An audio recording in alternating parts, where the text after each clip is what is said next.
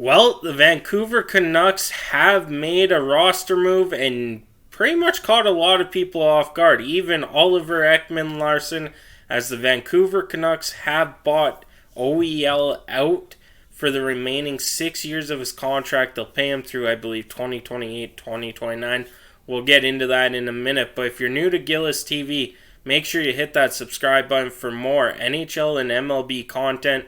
News, rumors, trades, whatever happens, goes down, we got it covered here on the channel. And thank you guys so much for the last week and some. We've grown, I think, about 20 subscribers. It's been great. We're on our roll to 1,000. Now let's get into this. This is one of the things that's going to actually not just affect the Vancouver Canucks as they use a buyout, one of the 3 buyouts they have. Arizona also uses one of 3 as well because they retain salary on OEL in that trade for him to go to Vancouver.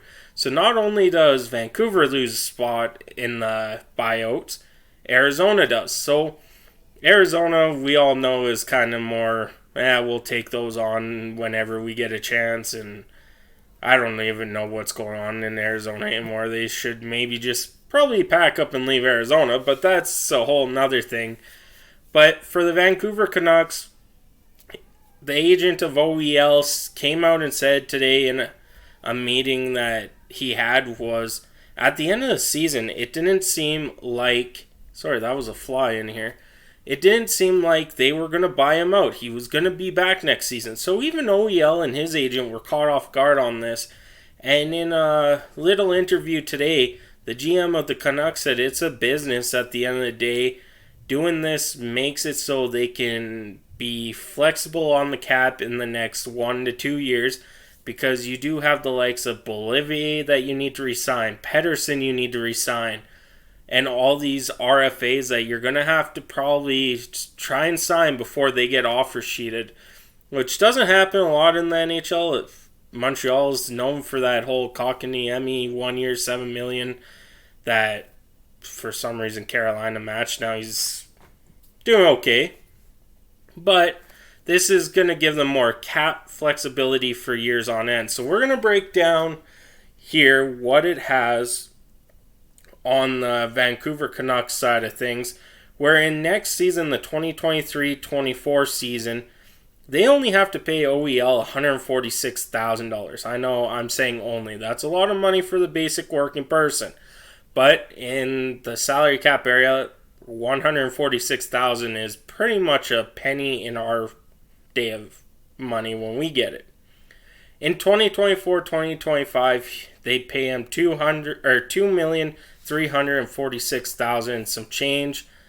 2025 will end 2025-2026, 2026-2027 will both be the same amount at $4.766 million.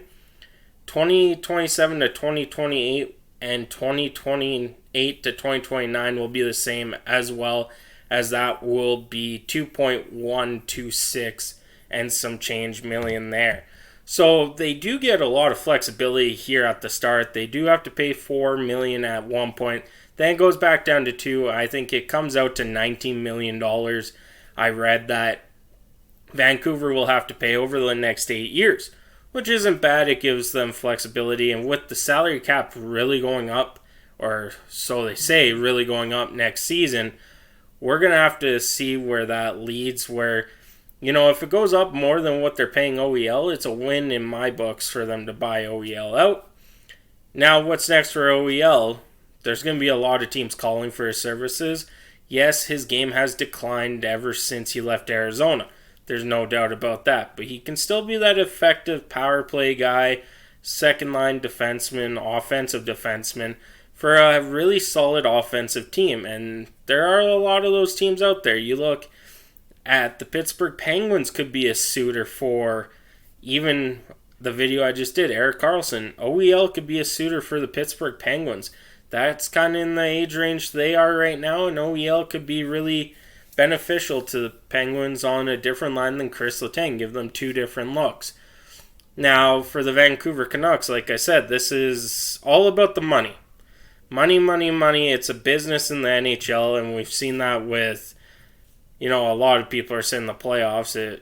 But you look at the ads on the white or on the boards.